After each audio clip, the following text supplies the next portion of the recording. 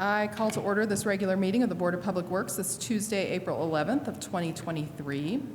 First up, we have messages from board members. Do we have any messages from the board this evening? No. All right, seeing none.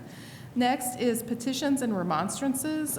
This is the opportunity to make public comment on something that is not on our agenda. So if anyone is here to make public comment on something that is not on the agenda this evening, now is the opportunity to do so. If you are on Zoom, you can use the raised hand function or the chat function to indicate that you're interested in making a comment.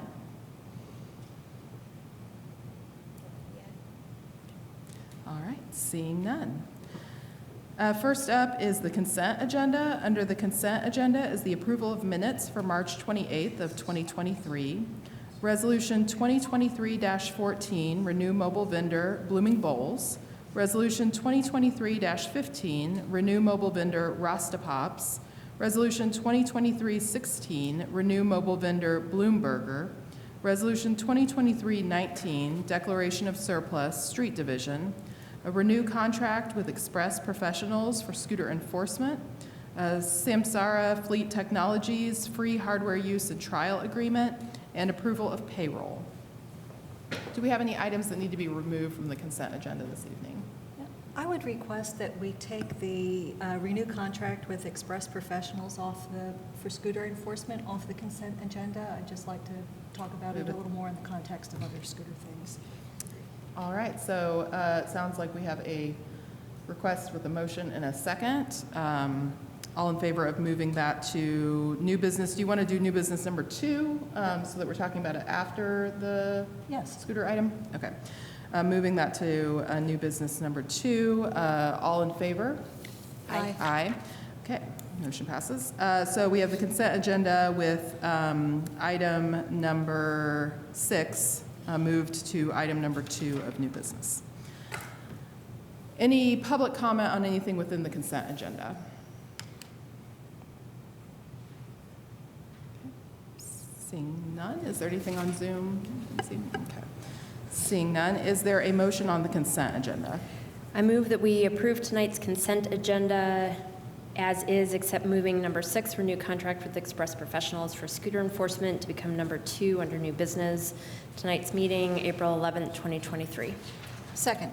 All right. We have a motion and a second. I will go ahead and call the roll. Crone? Aye. Lloyd? Aye. Cox-Deckard, aye. Motion passes. Next up is new. Yeah. If I may here, I apologize to interrupt, but if it's possible to move item number 6 under new business as the first item this evening. We've got Chief Deputy with the fire department here, and I think he's got some other obligations he's going to need to get to. Do you mind moving that to the first item and taking care of that one? That's fine. The number 6, the agreement with Martin Riley for architectural services. Thank you. I got confused because number 6 was the other one we just moved, so to make sure we were doing this right. Okay. Yes. Okay. Number 6 on the new business will move to number 1. Perfect. Okay. That sounds like a good plan. Thank you so much. All right. So next up, we're moving on to new business. Moving to the first item under new business is agreement with Martin Riley for architectural services and feasibility study for Bloomington Fire Department. Jamie Washell, Deputy Fire Chief. Board, we would like you to move forward with this. We're doing a architectural services for Fire Station number 1. This is a contract with Martin Riley. We've already had preliminary work done on the old station before the flood, and a feasibility study for Fire Station number 3 on North Woodlawn, and a feasibility study for a training and storage facility. Currently, we lease a facility that's 6,000 square feet. We're fastly growing out of that. We are in the 3rd year of a 5-year lease, and so it's working out okay, but we do know we're going to grow. We're going to move that to the south part of town where the Public Safety Training Center is. If you have any questions, I'm open to those questions. Questions on this item? Yeah. I'm curious, with the renovation of the fire station, what are the goals that you're trying to accomplish with that? Are there any initiatives that are going to be new with that, or is it just sort of an upgrade of what's presently there? Well, it's quite a bit expansive. We're looking, I believe, to gain about 3,000 extra square feet at the place. This will have individual bunk rooms. It will have 6 or more unisex bathrooms. As you know, we have a good percentage of our firefighters are now female. So that is what is best practice now with fire stations. So we're going to bring this 1991 station up to 2024, 2025 code and what is best practices in the fire service currently. One more thing with that is fire administration will no longer be on that first floor. We're moving to the showers building, as you know, or the plan to anyway. And that will be a battalion chief's quarters. It'll be an entryway, have a reception area. We didn't really have space. As you know, the basement flooded. That's where we kept much of our IT equipment, much of our computer infrastructure, also our weight room, which really wasn't conducive for that. So that basement, my understanding, is going to be filled, so we won't have to worry about any sort of flooding issues. We also have been assured by our engineers at CBU that if we have a 100-year flood, we should be just fine. So. Has the funding for the construction work, has that been identified? Like, do you all have a plan for where the funding is coming from for the work once the architectural plans are? Yeah, so this was the bond that was passed by the city council, and we have, I believe, somewhere around $30 million. Police and fire will take portions of that to accomplish those 3 projects for the fire. Thank you. I just want to say I'm really excited about putting the unisex units in, because I know that the department has worked really hard on gender diversity, and this is a huge step forward in being able to support that. I'm really excited that that's happening. We are also, and I think our rank and file will be very excited at what we're going to accomplish with this building. It's going to be state-of-the-art. Very good. All right. Any more questions? Any other questions? No. Any public comment on this item? Again, if you're on Zoom, you can use chat or the raised hand function. All right, seeing none, is there a motion? I move that we approve the agreement with Martin Riley for architectural services and a feasibility study for the Bloomington Fire Department. Second.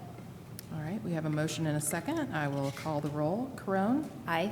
Lloyd? Aye. Cox-Deckard? Aye. Motion passes. Thank you, Board. Thank you. All right, next item under new business is a resolution 2023-20, City of Bloomington Micromobility Renewal Recommendations.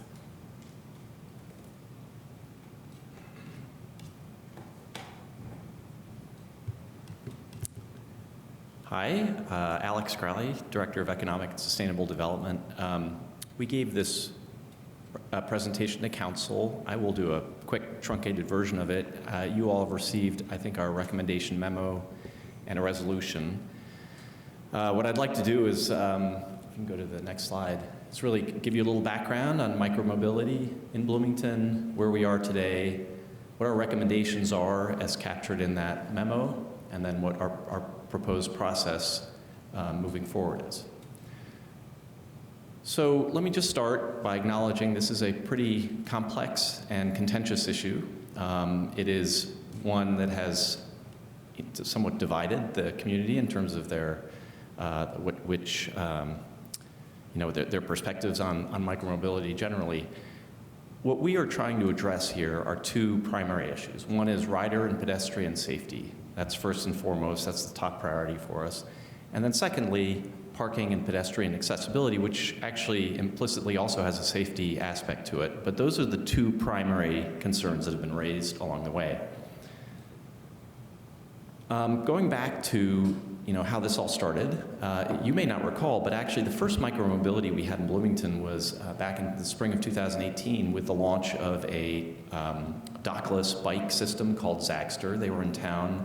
Unfortunately, their timing was such that they launched, and then almost immediately on the heels of that, we were introduced to 3 scooter companies that made their way into town over the course of late summer into the fall of 2018. Those are Bird, Lime, and Vio. Frankly, they kind of arrived without much warning, in the case at least certainly of the first 2. And we decided that the first thing that we wanted to do was try to sort of figure out what the right rule set would be. So we put in a set of interim agreements with all of them just to get ourselves used to understanding how to maybe regulate it, which was followed up in July 2019 with Ordinance 1901 from Council. That ordinance is what set up the licenses. Those scooter operators have been renewing their licenses since then. And then most recently in the fall of 2022, Public Works introduced an enforcement pilot into the market, essentially some temporary labor going around to try to understand what was going on and document it with a little bit more detail than what we've been getting to date. So where we are now, we have significant ongoing ridership, millions of rides in Bloomington, which is pretty significant. At the same time, there are rider and pedestrian injuries that are happening with some regularity. Most importantly, we've had 2 fatalities. One of them was a direct result of a scooter incident. The other one was indirect. It involved a scooter, but was really not the cause. And we should pause and understand that's a devastating thing to have happen. We have ongoing parking challenges that continue throughout the city, especially in those areas of town that are the densest congestion between scooters and pedestrians. And then we have had the 2023 redeployment, but we were prepared to come to you with license renewals. All the operators had prepared those. We pulled back on that in order to really think through what rule set we wanted to apply. And so we're in that weird gray area of operators are out there, they're operating on the basis of their previous license. We need to revise that license, and so we're coming to you with recommendations on how to do that. Back up one. So just a reminder that what we are basing our recommendations on are 2 core problems. One is rider and pedestrian safety. We want to ensure that that's at the highest possible level, and parking and pedestrian accessibility. Those are the 2 items and 2 issues, and so you'll see our recommendations break out according to those 2 categories. So just summarizing the rider and pedestrian safety side, there are 4 recommendations there. One is pre-ride education quizzes, adjusting the hours of operation, a minimum number of sit-down vehicles as opposed to stand-up vehicles, and then operator helmet certification. So I'll go into those very quickly. The first one is pre-ride quizzes. So one of the problems is that we have a recurring refresh of the market. People come in, haven't ridden the scooter before. It's a bit of a novelty. And so we do sense that there's a bit of a breakdown in the educational process of riders.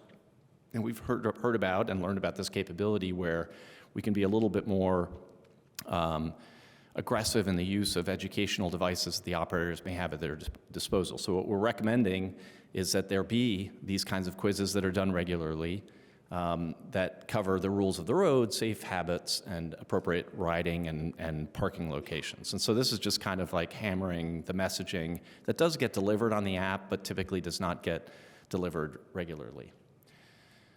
To the next recommendation then.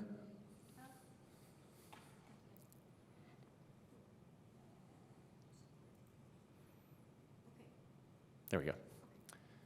So enforcing a minimum number of sit-down vehicles in each fleet. So the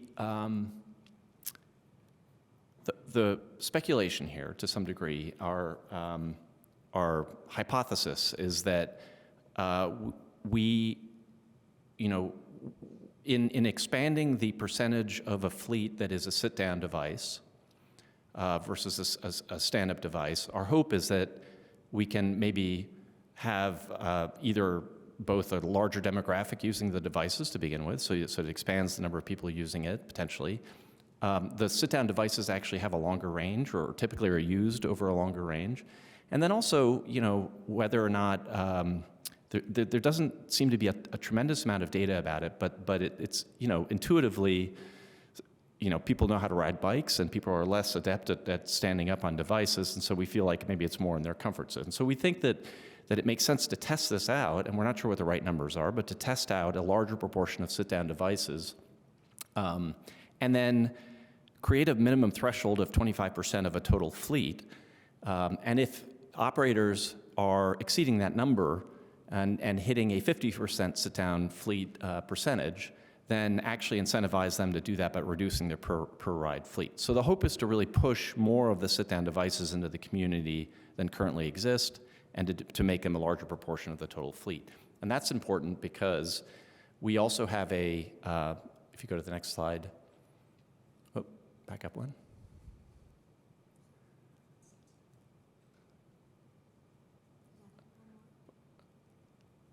Okay. We have a curfew. One of the things we want to talk to you about is having a curfew for certain types of devices. We don't want to eliminate all of the devices overnight because some people in the community depend on them. But we feel from a safety perspective that maybe limiting it to sit-down devices in the late night hours might be better for us, and so we're recommending that. And that's why having enough of a percentage of those devices in the market makes sense, because it gives people greater accessibility into those late night hours for micromobility.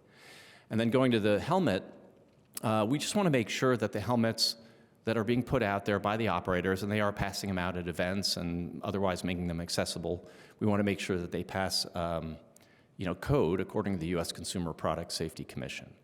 So just making that a baseline, not an unreasonable request, making sure these helmets are legitimate helmets. In terms of parking and pedestrian accessibility, so what we want to quickly summarize for you: designated parking corrals, a geofence end-of-ride area, and I'll explain what that is, incentivize appropriate parking, enforce vehicle fleet caps, fine operators for improperly parked vehicles, and special event protocols. So that's the sum of the parking and pedestrian accessibility recommendations we have in front of you. So going into the first one,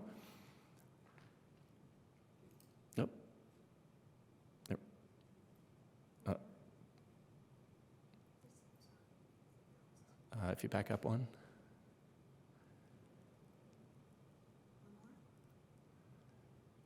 One more? Yep. There we go. I think that's the first one, right?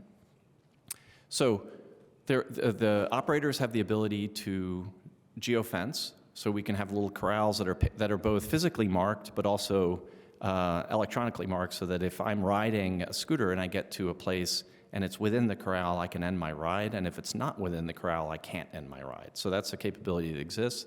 We think having that matched with a local kind of designation of some sort, maybe painting the sidewalk, or not the sidewalk, but the parking area, other signage if we want to do that, but essentially sort of creating both a visual and an electronic cue that that's okay to park there and it's not okay to park over here. So that's one recommendation. The next slide. I think you skipped one. And then, okay. On top of that, one of the operators has suggested that we think about not just the kind of stick of where you're allowed to park and not park, but also an incentive. We want to look into that a little bit further. That would be a nice add-on if it's possible.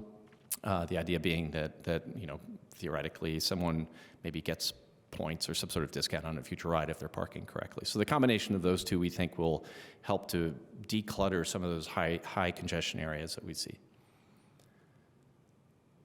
terms of vehicle caps, I talked about this in terms of the percentages, but we also want to cap the total number of vehicles. So we believe that there is probably still some flooding of the market going on right now.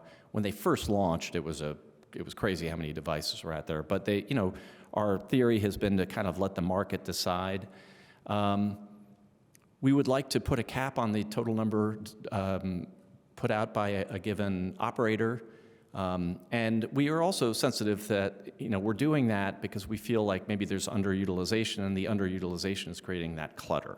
So we want to create a compromise point also that says that if an operator can demonstrate that they're getting at least 2 rides a day per vehicle, that they may come and petition you through the license process to increase the deployed counts of vehicles. So we don't want to penalize people for overuse. We want to allow them to expand accordingly, but we do think that there's probably some amount of disposable nature to some of these, and we want to make sure we limit that as much as possible. The last, or not the last, but another recommendation is we want to be able to impose fines for scooters that are parked improperly. And we have not done that to date, and we're not suggesting that that be done citywide necessarily. What we want to do is start by using the mechanism of the temporary labor that's out in the community, that is a kind of an agent of the city. That's to some degree they have protocols that they work within. So we want to use that as a mechanism so that it's consistently documented, it's clear which company, it's clear where the location and time. We have all of that data through the process, and use that as a basis for imposing fines. What we don't want is a situation where anybody anywhere can take a picture of a scooter that's parked somewhere. We don't know the source of that picture, we don't know the timing of it or any of that. That becomes really unmanageable. So this will already be a bit of an onerous process, but we want to introduce it and use that kind of controlled element of an agent of the city to be able to start that process, see how it goes, and then decide how we want to proceed from there. And then we have certain areas in town, particularly the athletic fields around IU, but there are events and there are areas that are kind of special events that get really congested between cars and people and scooters. And what we want to do is make sure that there is not the contention, particularly between pedestrians and scooters at those events. For example, at a football game, got a lot of people milling around. If you've sort of introduced scooters flying around, that's just a recipe for disaster. So we want to make sure that we have protocols in place, that those are dictated to the operators, and that everybody knows what they're supposed to be doing for those events. So that's another recommendation. And then long term, we think that there are other recommendations that we can consider, leading pedestrian intervals, protected intersections, no right-on-red intersections, physical scooter and bike racks, and universal charging stations. We think that's a little bit down the road. What we would like to do is really just address some of these initial problems that we've seen, try to test out our solutions to them, see how they work, and see if that improves the situation. And so our proposed next step, this comes from a council presentation, so we are in front of you today, April 11th. Our hope is that the Board of Public Works would like us to implement these recommendations. We would begin the implementation between now and the end of July, and in the meantime would be overhauling the license application so that it reflects the new rules starting on April 1st. One of the tough things to manage on these licenses is that they all have a different start date. So we want to lock in on that August 1st start date. So essentially what we would like to do is have a kind of interim period between now and the end of July where we have recommendations beginning to be implemented. Things like corrals can be built and used and all of that. But by August 1st, all of the operators that are interested in being here will have reapplied, come to you, been accepted, and then starting on August 1st, the new license cycle starts, and then we're locked in on that cycle. We think that that date makes sense because it's just before the students get back and they're the primary users. So those are the recommendations. I think there was a slide maybe, but about the timing. So I mentioned that we're trying to figure out the overnight safety and also the overnight utility of the devices and trying to find a middle ground between the two. What I would say just in closing is we've had a lot of feedback from the community, both frustration with the scooter operators, positive feedback from users. We had a very cooperative and collaborative relationship with IU during the process of setting up the recommendations, and we heard them and they heard us, and we feel like we found a pretty good middle ground. One of the things they've asked for is to prevent the use of scooters on their campus after dusk, and so dusk is a tough thing to to figure out. So what we want to do is approximate that using sort of hours, and we need to come in to decide finally what those look like, but it'll be roughly when the sun goes down and roughly when the sun comes up. So on campus, it'll be no riding during that period overnight, and then off campus in this city, we would recommend having the sit-down devices eligible for use, but not the stand-up ones. So I think that is it, and I'm open to any questions. Yeah.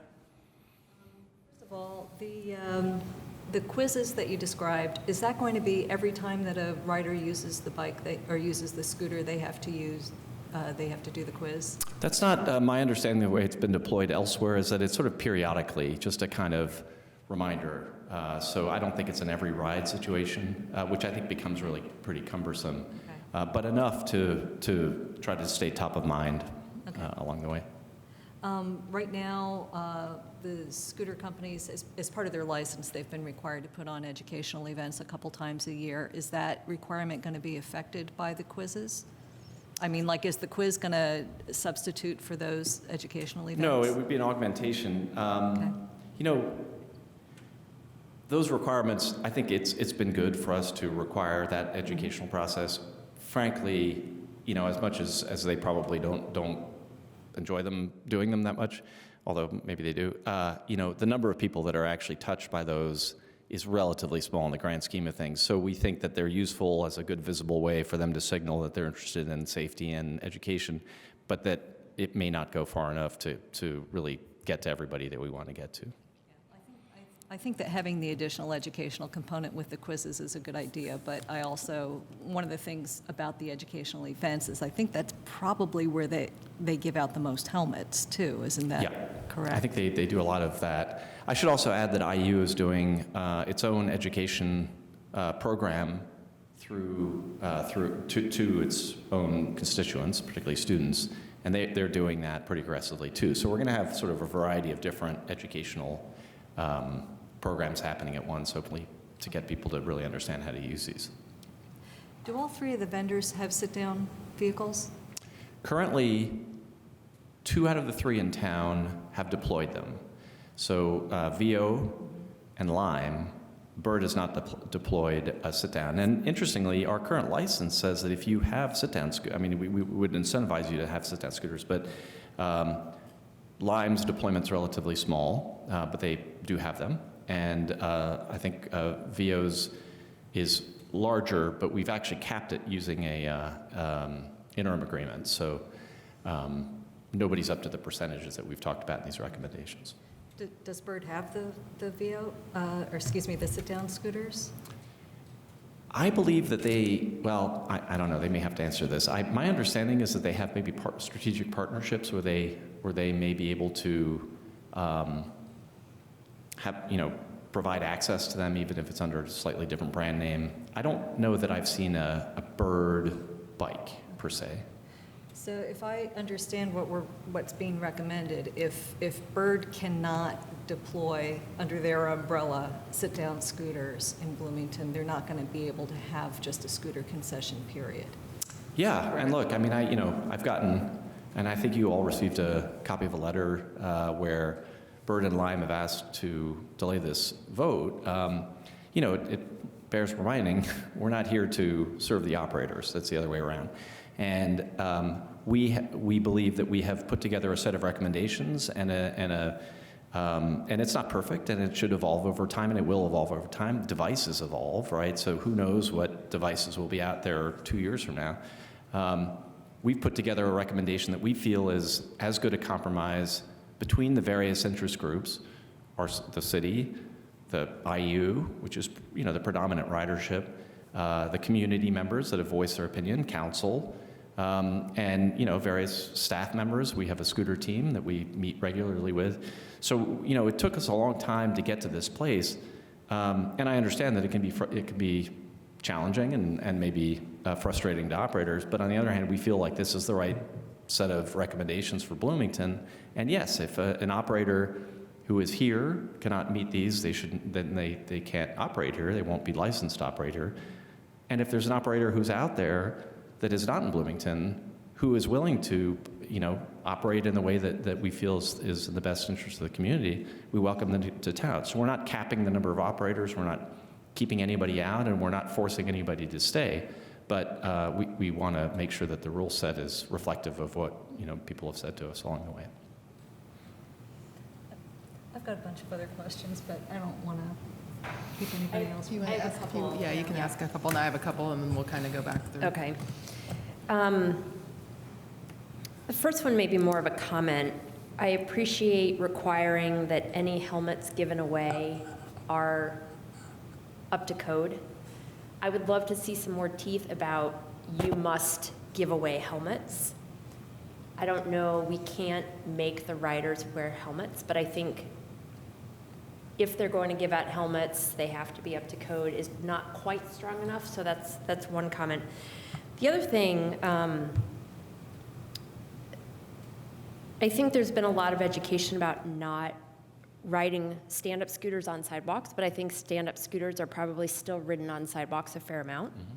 My concern if there are fewer stand-up scooters and more sit-down scooters, and those also are ridden on sidewalks, it'll disrupt pedestrian traffic anymore because I assume, and certainly correct me if I'm wrong, I assume the sit-down scooters are larger than the stand-up scooters.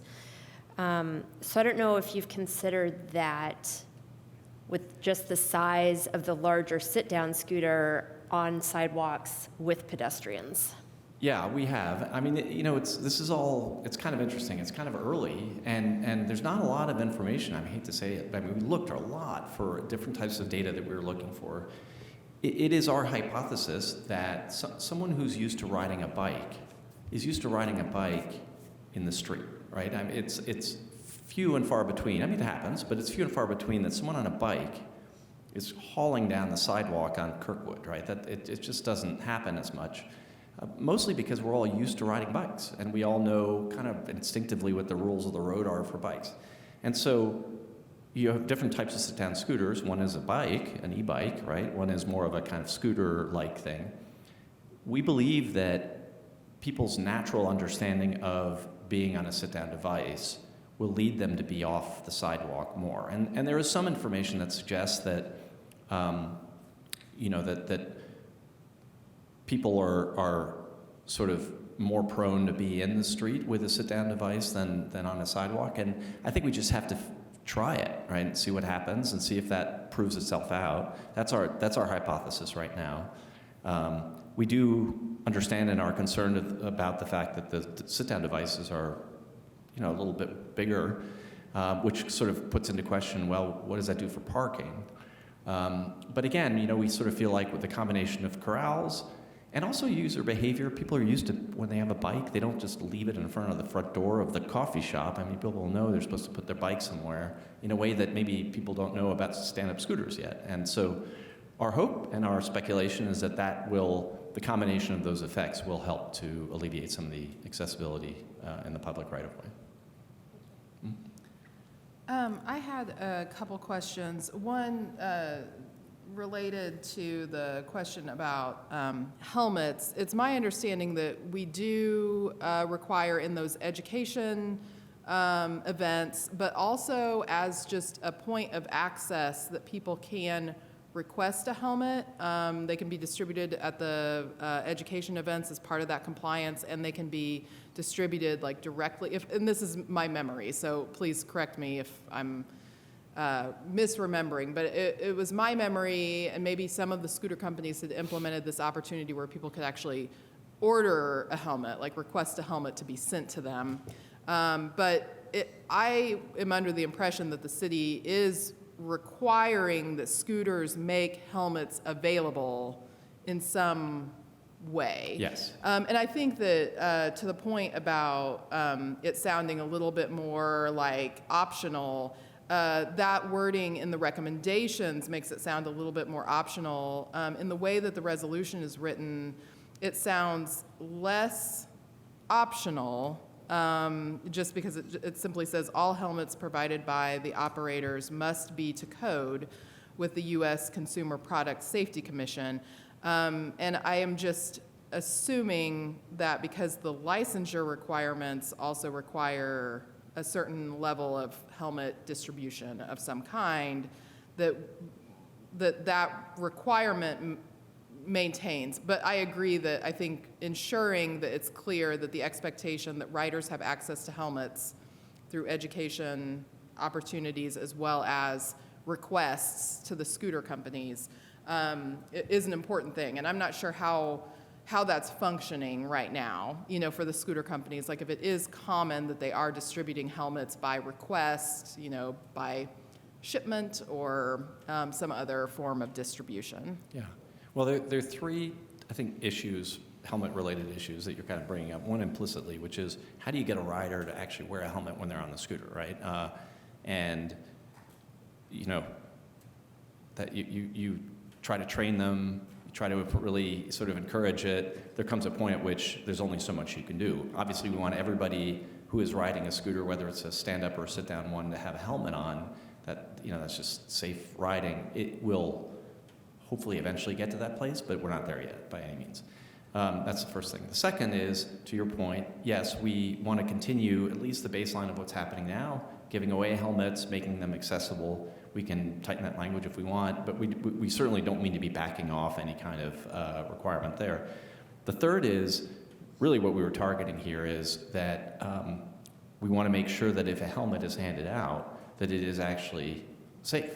And so just setting that baseline that says this, you have to meet certain minimum thresholds when you are issuing a helmet as an operator, we think just makes sense. It may be belt and suspenders a little bit in some cases, but certainly, making sure that that's clear, that there's a baseline expectation that the helmet is actually a safety device. Mm-hmm.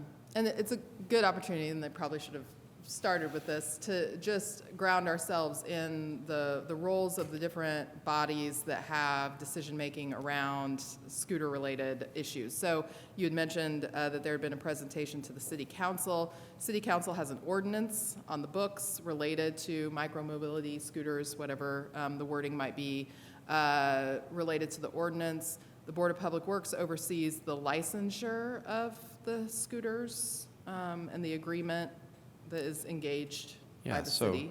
I mean, to simplify it for my own purposes and my own understanding, so if you think of the ordinance as basically like allowing them, and then there's certain ground rules that are baked into that, they're kind of hardened, right? That's sort of the foundation of the allowance of a micromobility device, scooter. We recommended at the time, and we still think it's a good idea, for the Board of Public Works to work through the changes, the licensing changes, because it's a more flexible process, and reopening an ordinance every time is pretty cumbersome, right? So we want to make sure the ordinance is set up correctly. It may or may not be. We may want to go back to council and propose a couple of changes to the ordinance, mostly just to clarify things. But the rule set that applies, like what are the rules, the actual licensing decision, who gets to be here, all of that falls to the Board of Public Works. So again, we think that makes sense because things can change, and we may come back to you sometime this summer and say, what, this hypothesis we had, it was totally wrong. But we want to be able to do that and be a little bit more flexible, rather than reopening an ordinance every time. So that's how it works, and I think you're right to raise that. Well, one of the reasons I ask is because, I try to answer my own questions when I'm reviewing some of these things. And I noticed, IU's recommendation to reduce the speed limits to 10 miles per hour, which I like that recommendation. I noticed that the ordinance states 15 miles per hour, and I'm making the inference that the reason at this point that hasn't been offered in this resolution is because it actually requires City Council change of that ordinance. The 15 miles an hour, I would have to go back and look at the language in there. I don't know if it's a no faster than situation or if it's a must be 15 miles an hour. I mean, that would be a difference. I seem to recall that it was a kind of not to exceed number. Yeah, it says the ordinance requires safe scooter use by setting a top permitted scooter speed of 15 miles per hour. And then it goes on to list off several different things that it prohibits and allows and all of that. But it would be good to have a legal interpretation on that Yeah. because to me, it's a little murky. By setting a top permitted scooter speed of 15 miles per hour, sounds like maybe the ordinance is, requiring that they One thing and then- allow up to the 15 miles per hour for those who are operating in the space. But I point that out because I think that is a potentially, good recommendation for the city to also consider implementing. And I'm, curious about who within the city needs to, move that forward if we were to align with that recommendation. Yeah, I think in the end, I think you're right to bring up the ordinance question. So that is legal clarification that we would probably need to go back and discover whether or not it's clear enough that that's a not to exceed number and we can impose something slower, right? And then, but ultimately that recommendation, if it does not go to the council, if it is not necessary to go to the council through an ordinance revision, ultimately that decision would be your decision. Do you have other questions you'd like to? How many sit-down scooters are deployed in the city right now? Roughly. My guess is about 150, maybe. It's a lot more than I thought. Going back to the helmets and the helmet requirement, although we require the companies to give out helmets upon request, I'm not sure that we have ever required them to give out information about how to do that. They give them out at the events, but I don't know that it is an easy thing for a rider to find out how to get a helmet if they're not at one of the events. And quite honestly, we have an opportunity here with the quiz, or that could be, hey, one of the questions, do you know how to get a helmet? Yeah. You can call this number, et cetera. But I would like to, as long as we're talking about updating the license requirements, I would like to see an affirmative duty on the companies to inform people how they can. How to pursue it, yeah. That's pretty significant. Yeah. I just want to do a quick microphone check. Is your microphone on? I'm so sorry. And No, I think turned it off. your microphone might be off as well, which is fine if you want to leave it Yeah. off right now. But I just wanted to make sure for Zoom, I don't think that they probably could fully hear that, so just. In the synopsis, just in the microphones, we make sure we capture that. The synopsis is, I would like to see if we are going to be updating the license requirements, I'd like to put an affirmative duty on the scooter companies to inform riders of how they can obtain a helmet outside of the annual events that they put on. Okay. The parking corrals, how many parking corrals are we talking about? And are they going to be mostly on sidewalks, mostly in parking spaces? It's hard to quantify. I mean, we're talking about an area of interest that basically is, 10th to 3rd, Morton to Indiana, right? Or roughly that area. So the balancing act is, number one, having enough of them so that they are viewed positively and as being convenient to the riders, so they're not, trying to circumvent that. We think that that's probably one every couple blocks.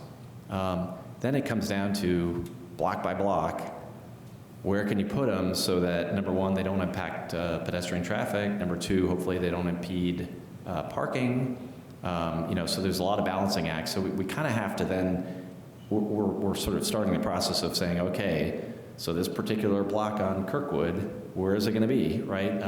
And then the next one over, maybe we don't need one, and then the next one over, we probably need to think about having one. We've anecdotally heard that, that when corrals are too far away from each other, people just kind of ignore them, right? And so you want to try to, if you believe that micromobility is an important asset to have in the city, then you want to make sure you encourage proper usage of it. And so we think that that's roughly the number. Not every block, but so if you do the math, it's probably 20 to 30 of them at least, if not, because you can do sort of 2 blocks north and east-west. So, but we have to go out and just mark them and figure out where they're going to be. And I'll jump in there too, Jennifer. One of the things that the outdoor dining allows us to during these months between April and the end of September is there's a lot of open square footage in in those 2 blocks of Kirkwood right now. So, during those summer months when scooter usage is going to be highest, we'll have a lot of opportunity right there in Kirkwood. Other things that we're taking into account when we're thinking about how we locate the corrals, obviously not restricting any pedestrian access, any ADA access, anything like that. But, our rights of way vary in size in a lot of locations with the sidewalks. So, there's certain areas in the downtown that have a really wide swath of like a 12-foot sidewalk or so, So setting aside, we'll be looking at a lot of areas like that. Another thing we did when we first launched the bike share programs is we looked at a lot of yellow curb areas that aren't actual parking spaces, but also don't create line of sight issues with the parking. So that's another option we're looking at, but not looking to convert a bunch of metered parking spaces or things like that. We're going to look to be more creative and use spaces that aren't just your traditional parking spaces, things like that. But yeah. License fees, I'm just curious at this point. So typically the companies each pay a $10,000 license fee when they renew, but we put all the renewals on hold. Is there a point between now and when they do the renewals in August or whenever going forward that there will be any kind of license fee collected for the year that we're in right now? Yes. So we wanted to come to you first, make sure that you were aligned with the recommendations and hear your feedback and make any final tweaks. It's our plan to essentially issue a letter to the operator saying you are under a temporary extension of your license. Prorate, each of them, as I mentioned, had a different start date. So prorate them through July 31st for the $10,000 annual license fee that they were to have paid back then, and then start clean in August with another full license. So yeah, we recognize we haven't collected that. In fact, in some cases they paid us, but we had to return the check because the license hadn't been approved. So we want to make sure we get whole on that. Okay. So the last thing is like pop quiz. Do you know right now, you talked about the companies that had an average of 2 rides per scooter, I think that was per day. Right now, what's the average ridership on scooters? Do you have an idea? I have that information. I just don't have it top of mind. I think the short answer is it kind of depends when. Yeah. That the peak periods, I think, exceed that number. So the peak usage and deployment periods, and then you have periods that are well below it. So I can get back to you with exact data, but my sense is that it sort of hovers around the upper 2s to the lower 1s, depending on what time of year. Well, so that raises a question for me that I hadn't thought of. If the ridership changes that much through peak periods, are we going to be assessing the numbers based on what's happening with ridership during a peak period? Are we going to look at ridership over like a 4-month period average? How are we going to determine when the 2.0 rides per scooter is hit? Well, I think it's, there's sort of no average in a funny way, right? You come out of the winter, it's, the deployments are low, and it kind of goes crazy for a couple months, and it kind of goes down again, and so it's really up and down and up and down. So it would be our thought that, if someone is demonstrating it's sort of incumbent upon them to come to us and ask for it, right? So we're not going to, we are not proactively going to be augmenting, or, you know, we want to make sure that it's incumbent upon the operator. It would seem to me that two things. One is there's a kind of natural ebb and flow of the number of deployed scooters. So you may have paid, you know, if you were noticing over the winter, 2 of the 3 operators just pulled their fleet, right? And they have a kind of, I think, a decline ultimately pulling their fleet for the winter. So the market to some degree takes care of some of the low periods on its own. It would seem to me that, you know, it would be probably reasonable that if someone's, you know, up in the 2+ range for a couple months in a row, that we at least evaluate it. It'll be interesting to see what happens over the summer. And, you know, we have the total number of rides per operator. We have that data. We don't actually have the data that says here how many devices are out there yet. But if we put a cap on it, or if we take the total rides and we divide it by the 400 that we're proposing, I think we can have a pretty good idea of how that's going to work. And then we'll just have to come back to you and say, here's how we think we should administer that particular regulation. But for now, let's use 2.0 as a reasonable number, and let's use 400 as a number that gives them ample opportunity to have fleets deployed without the clutter that's happening right now. All right. I just have a request. I appreciate the summary of the council discussion that was shared with us this afternoon, but I note that the Council on Accessibility has not been involved in these discussions, and I would request big picture and talking about corrals and things, minimally the staff liaison from that council is included in these conversations and the council in full. Yeah. Thanks. Yeah, as we plan them out, I think we're going to do a pretty thorough, well, first we're going to come up with a map and an actual set of recommendations, and I think we'll walk that around to various interest groups to make sure that everybody, you know, that we don't have a blind spot on a particular issue, whether it's accessibility or another issue that we're not thinking about.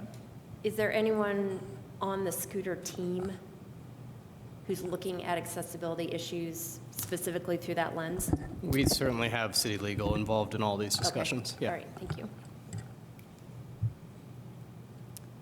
A question on the resolution for item number 6, which we've talked a little bit about. Operators are to geofence corrals and bicycle racks as the only appropriate areas to end a ride, or provide financial incentives to users who end rides in these areas. I know we're talking about the future and looking at some options for some additional racks that would improve the ability to, you know, store the scooters upright. But I'm wondering, is it the city's opinion that at this time we don't have enough of those existing areas that we should just simply end that sentence at operators are to geofence corrals and bicycle racks as the only appropriate areas to end a ride, period? Well, because we have deployments citywide, and where we're going to be implementing corrals will be in a subset of that, we have to have options for other parts of town, and for, you know, we can't limit it just to that sentence. If we were to do that, we would have to have a parking corral down on, you know, South High Street, right, which doesn't make any sense. So the idea is to at least create some flexibility for ourselves, and that's, you know, the language we thought might be best suited to do that.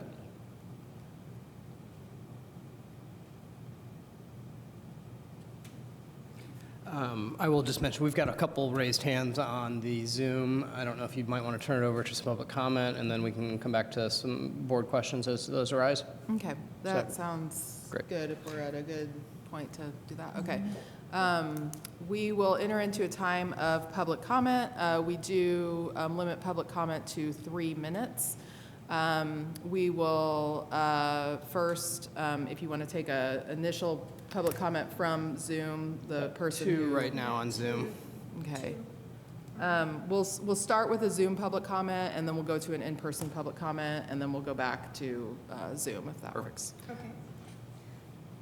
I'm going to ask Leanne Foley to unmute yourself so you can make your comment on this agenda item.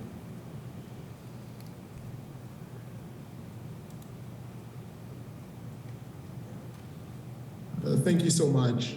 And thank you to the board, and thank you, Alex, for this presentation. Before I get started, I'll introduce myself. My name is Lee Foley. That's Lee Aaron Foley. I'm the Director of Government and Community Relations for Lime Midwest. Lime has been a part of the Bloomington community since 2018, and we have been asking and requesting and sharing feedback with the city and to the city over the last several years for increased regulation, particularly as it pertains to parking management. One of the maps, two of the maps actually, that was shown within the city's presentation were shown from Lime's efforts to improve parking. That was in downtown Cleveland, Ohio. And we've been presenting and proposing this technology in these changes for some time.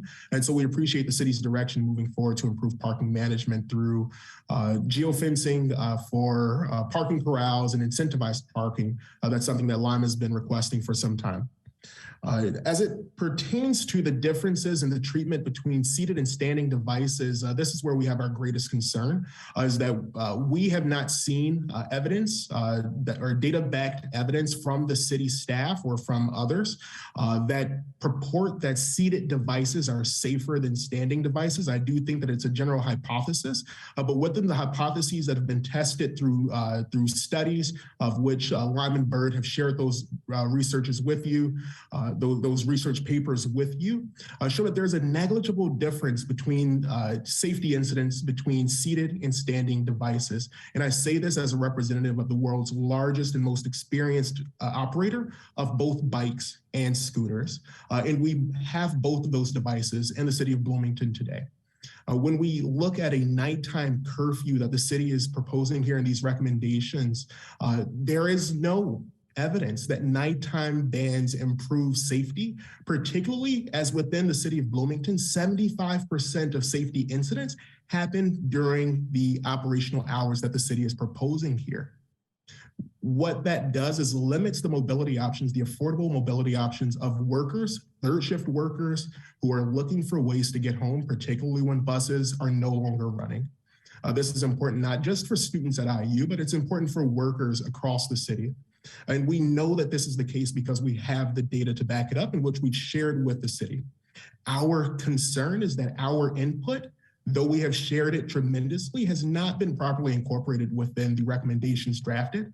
And I know that there's a serious concern on for safety, but we have a stellar track record for safety and the reduction of severe incidents. And we've been a strong partner in ensuring that we are educating our riders to protect the public and to do what's right for the city and people with disabilities and those who are and pedestrians.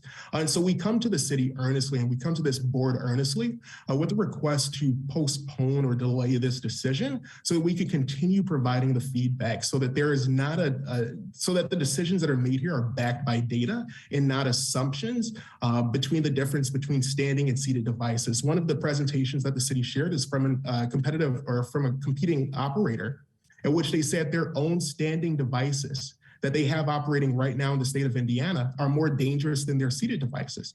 That is data that is that's exclusive to that operator, and that's that operator's concern. And I think that every city that has their standing devices should be concerned if that operator sees that much difference in their devices. And so again, I request that the board postpone this decision so that we can continue to engage in meaningful conversations to create a more sustainable and safer micromobility program for the city of Bloomington. Thank you.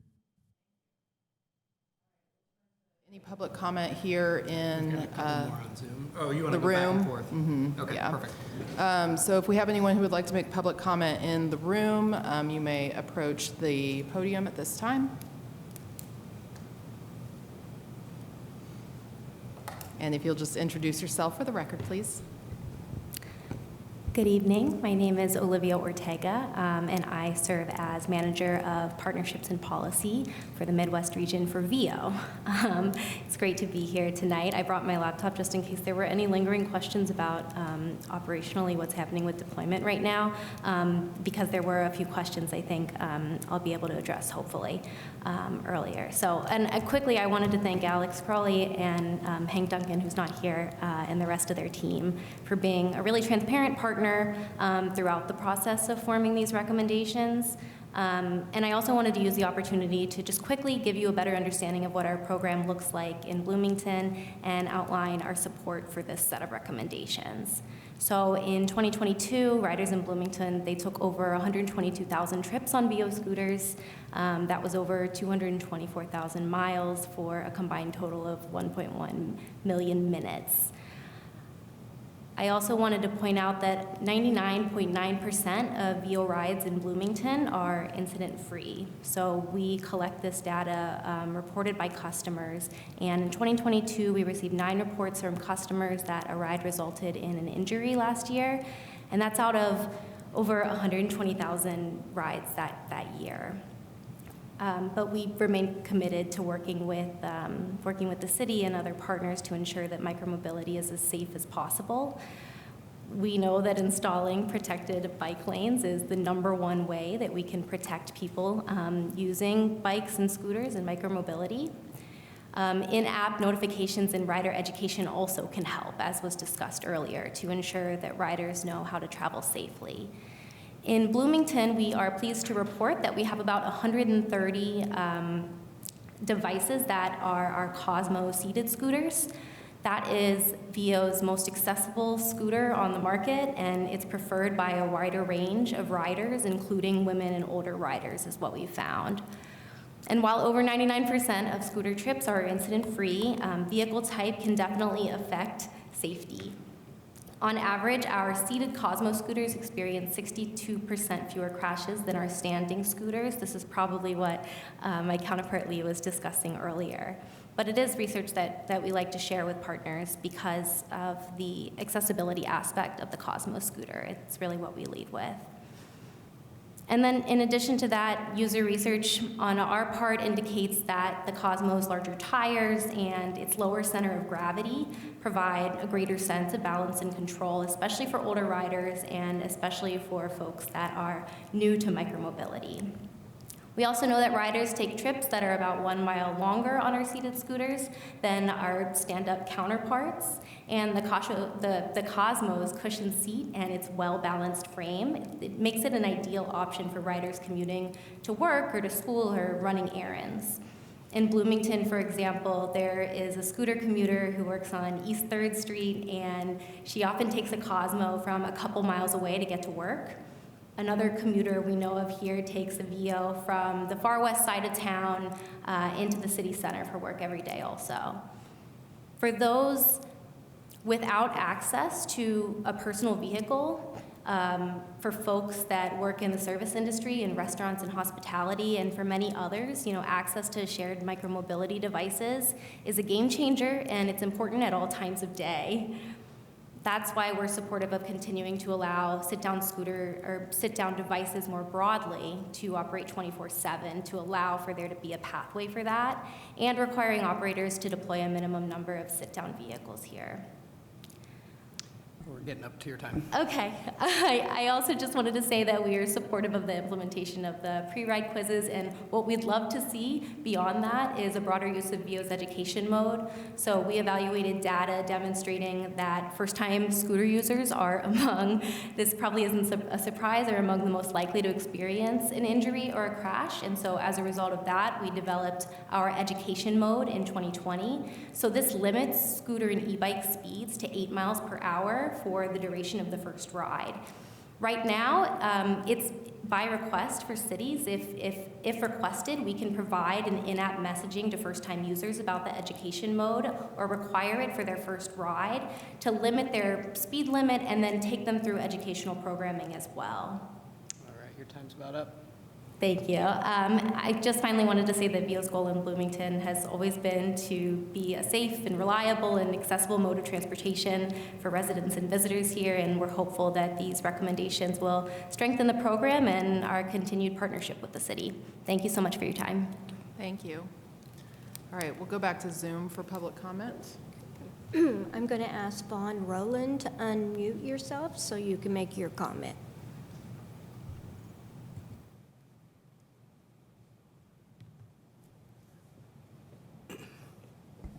Vaughn Rowland, would you like to make your public comment?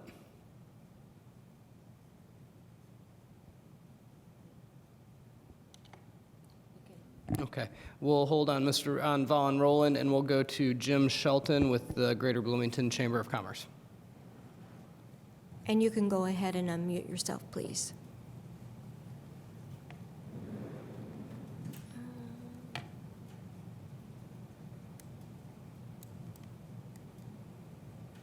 Can you unmute them? Yes. Okay, go ahead and unmute Jim, and then we'll go ahead and unmute Vaughn. I think so. Here, let me go. Good evening, Jim Shelton. I'm speaking not for the chamber really, but just as a senior citizen who has a wife who has to use a wheelchair. And I have been very disappointed with the city's performance and the operator's performance in terms of keeping our sidewalks available for people who have to use wheelchairs. I'm not talking about downtown so much, but they do get out into our area. I live on the southeast side, and we have those abandoned on the sidewalks, blocking the whole thing very, very frequently. And I have heard nothing in the bike ped meeting yesterday, and quite frankly, nothing here today that says anything's going to be done to change that. The city has no credibility based on their past performance.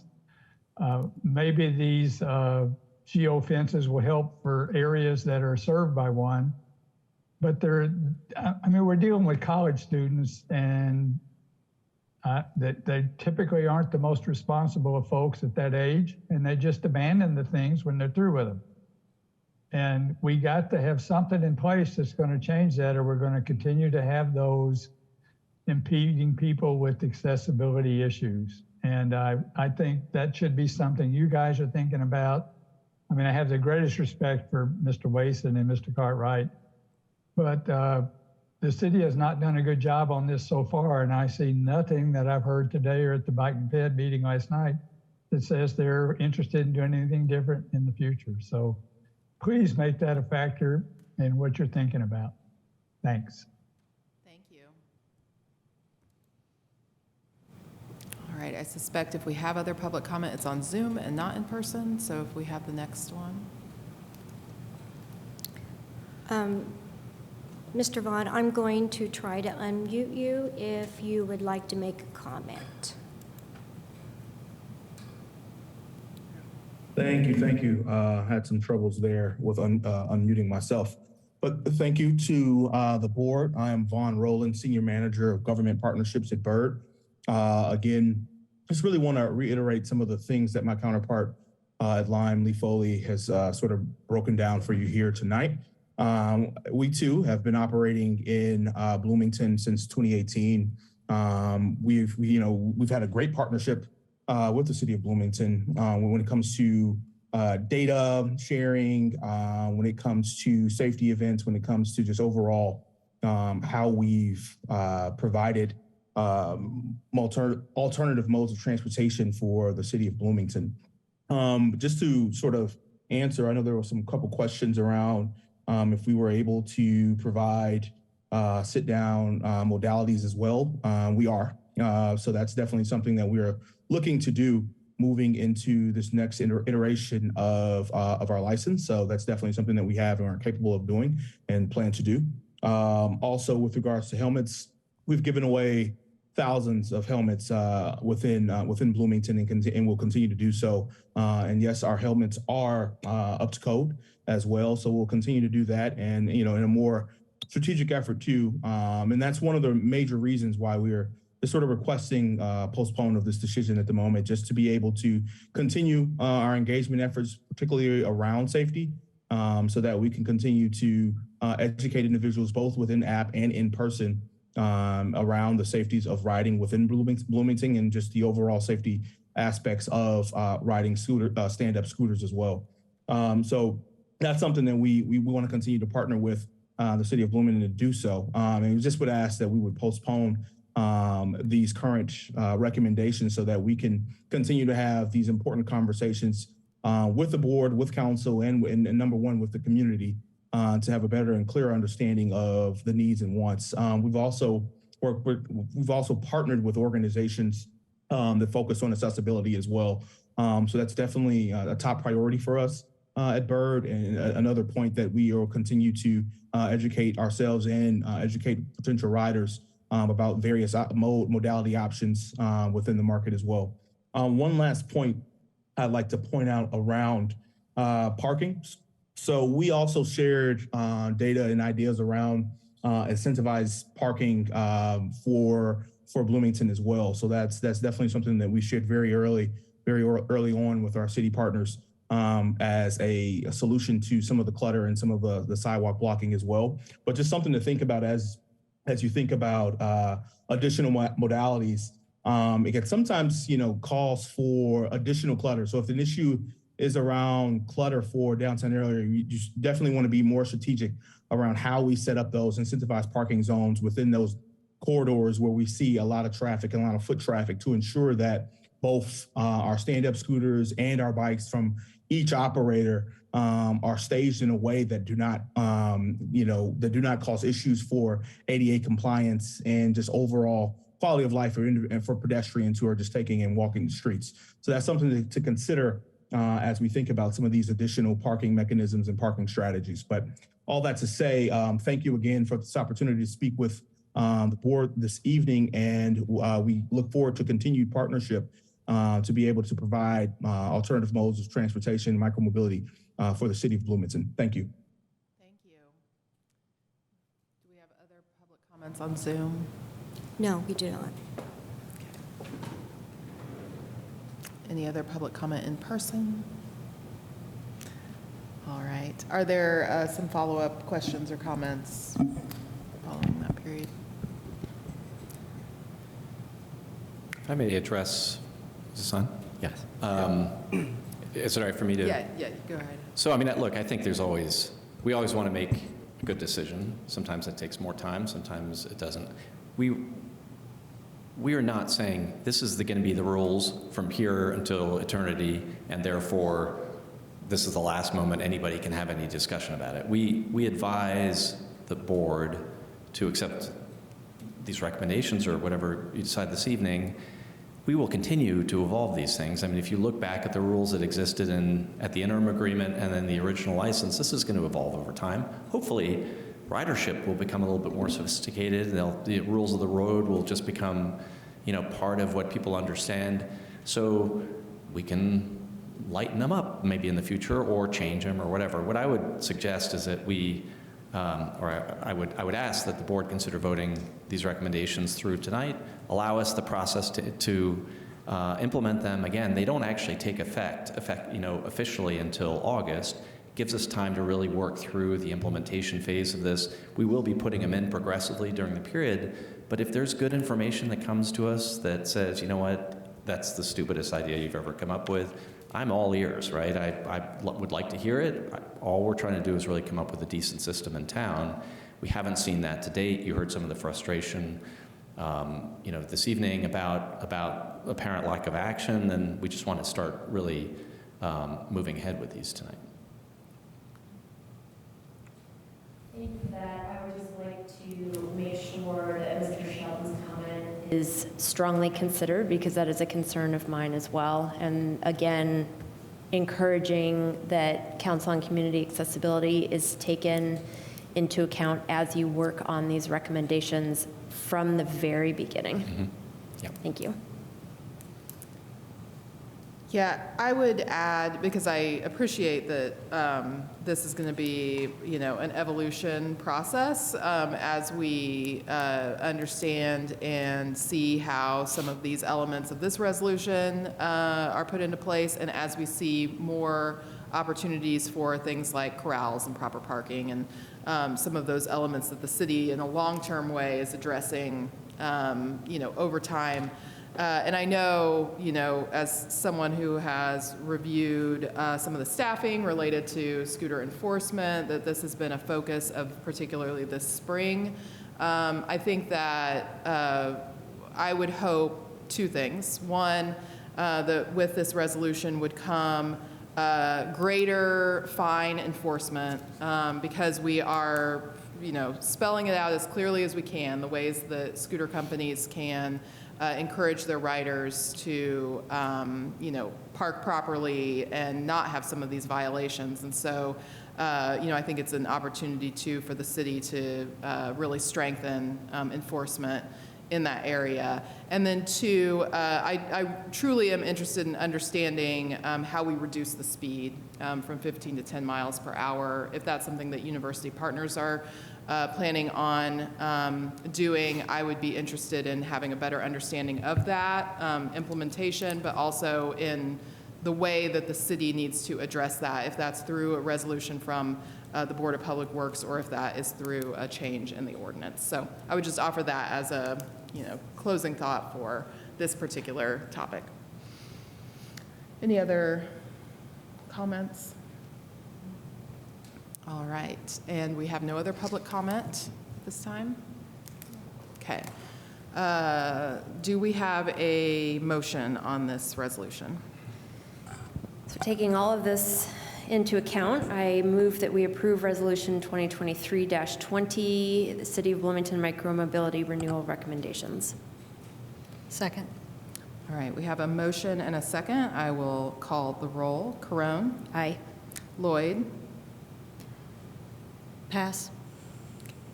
Cox-Deckard? Aye. Motion passes 2-1.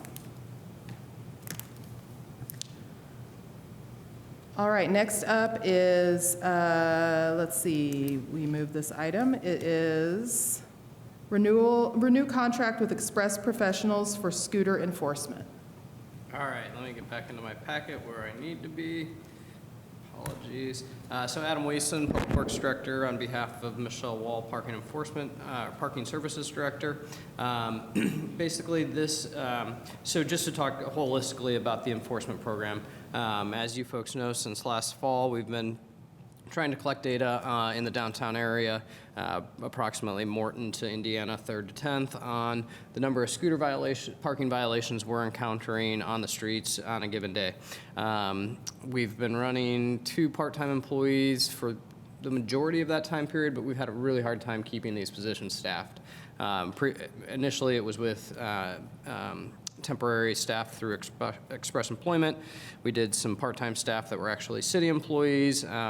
We still have jobs posted as city employees, but this is going to help backfill our efforts because we're having a hard time filling these positions. As we look into the future and as we go through the updates of the resolution that was just passed, we're going to be looking at a more concrete solution on how we're doing this with the resources coming in through those fees and such. But this is another contract with Express Employment for trying to get 2 employees here for 25 hours per week each for a total of 50 hours for this program. Happy to try to answer your questions.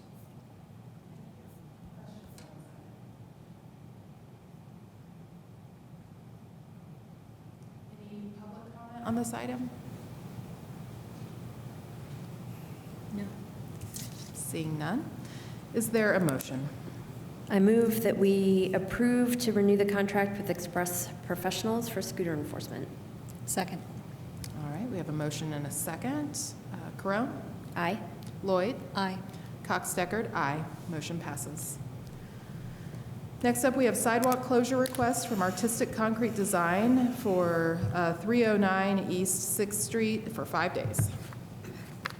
Jason Kerr with Engineering. Excuse me. Artistic Concrete Design is requesting that sidewalk closure in front of 309 East 6th Street for this coming week, 4/17 to 4/21. Asking for 5 days and may not take that amount. It's to accommodate work for reconstruction of the sidewalk. It is kind of in poor shape currently. This is just coming of the property owner wanting to repair this and get it fixed for the city and reconstruct it. Thank you. Questions on this item? Any public comment on this item? No. Seeing none, is there a motion?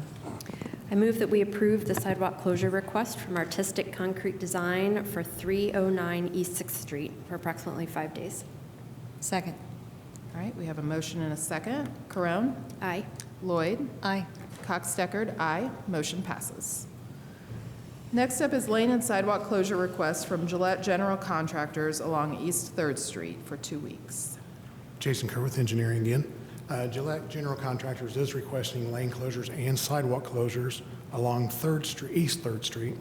This is in front of both their buildings, new apartment buildings there, between April 17th and April 28th.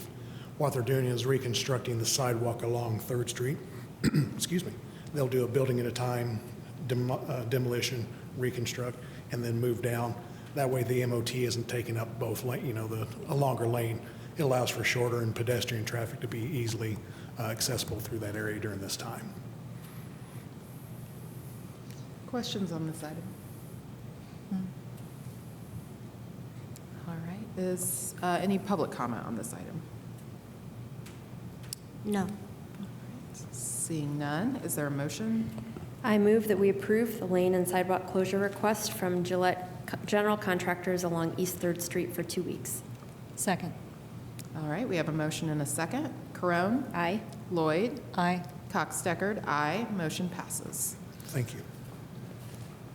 Next up, we have a lane and sidewalk closure request from Crown Castle on East 17th Street, and this is for April 24th, 2023 through April 28th, 2023.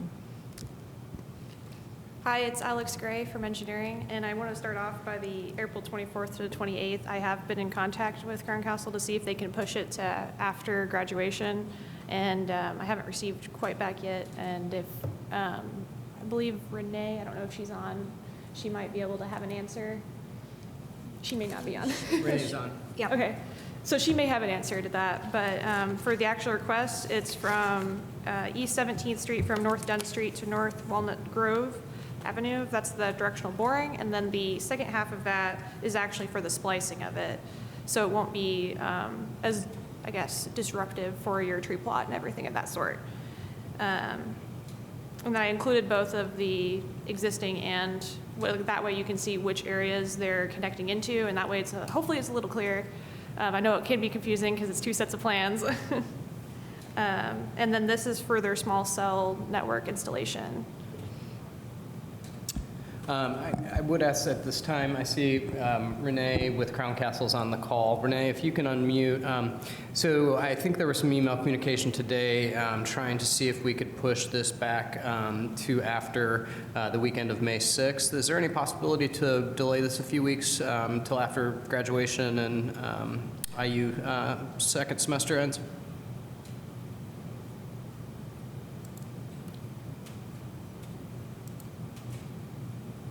Trying to unmute her.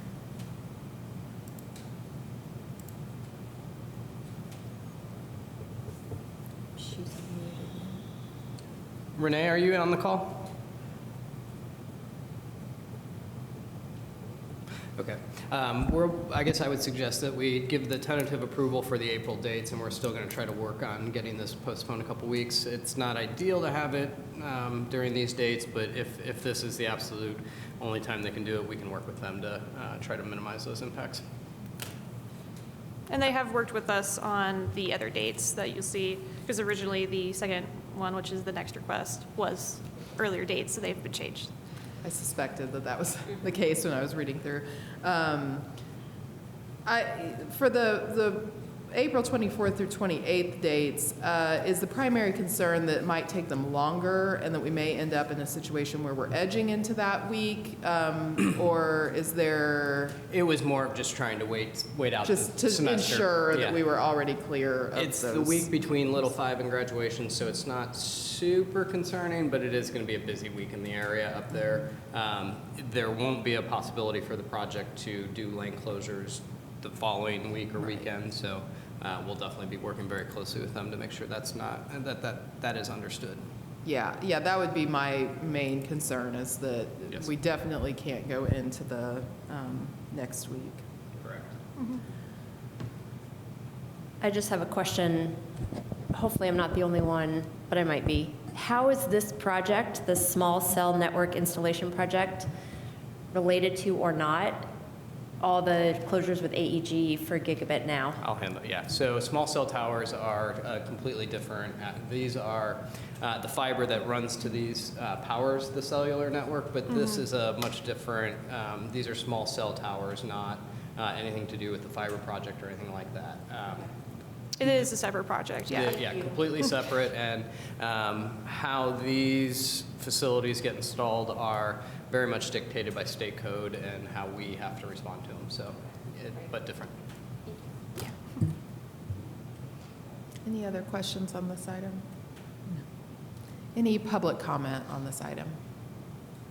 No. Seeing none, is there a motion? I move that we approve the lane and sidewalk closure request from Crown Castle on East 17th Street from April 24th, 2023 to April 28th, 2023. Second. All right, we have a motion and a second. Corone? Aye. Lloyd? Aye. Cox-Deckard, aye. Motion passes. Next up, we touched on this a bit, the lane closure request from Crown Castle on East 10th Street for May 8th, 2023 through May 11th, 2023. Hi, it's Alex Gray again from engineering. This one is a lane closure on East 10th Street from North Indiana Avenue to North Woodlawn Avenue. It is directional boring for new duct similar to what is on East 17th Street. And this is also for their small cell network installation. And for this one, it was originally earlier, but they have agreed to push it back to after the graduation. Thank you. Questions on this item? Any public comment on this item? Yes, Renee was unable to unmute. I'm going to try again to Okay. unmute her so she can respond.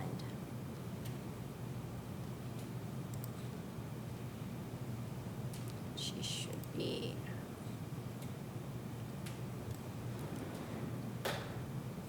Unmuted. She's unmuted. Renee, can you hear us? You are unmuted.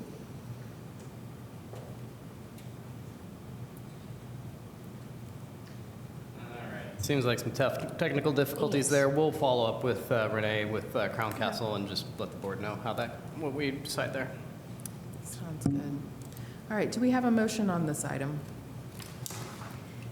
I move that we approve the lane closure request from Crown Castle on East 10th Street from May 8th, 2023 to May 11th, 2023. Second. All right, we have a motion and a second. Corone? Aye. Lloyd? Aye.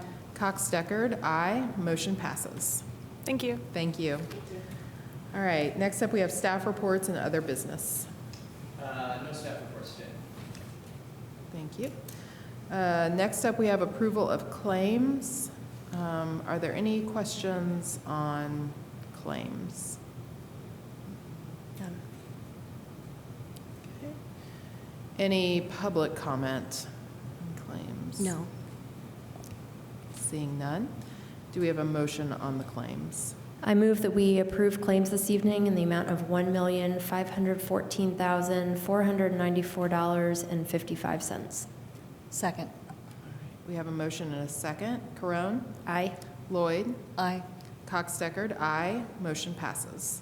And if we have no other business this evening, I will call for adjournment.